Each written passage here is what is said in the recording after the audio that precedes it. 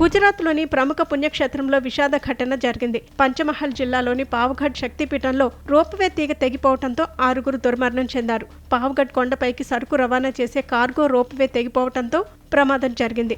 ఈ ఘటనతో ఆలయ పరిసరాల్లో తీవ్ర కలకలం రేగింది. సెప్టెంబర్ 7 ఆదివారం మధ్యాహ్నం 3:30 గంటల సమయంలో ఈ ఘటన చోటు చేసుకుంది. ఈ ప్రమాదంలో 2 లిఫ్ట్ మ్యాన్లు, 2 కార్మికులతో పాటు మరో 2 వ్యక్తులు మరణించినట్లు పంచమహల్ జిల్లా ఎస్పీ ధృవీకరించారు. సమాచారం అందుకున్న వెంటనే పోలీసులు, అగ్నిమాపక సిబ్బంది ఘటనాస్థలికి చేరుకుని సహాయక చర్యలు చేపట్టారు.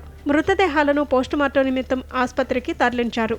మరోవైపు ఉదయం నుంచి బలమైన గాలులు వీస్తుండటంతో ప్రయాణికుల భద్రత దృష్ట్యా ప్యాసింజర్ రోప్వే సేవలను ముందే నిలిపివేసినట్లు అధికారులు తెలిపారు.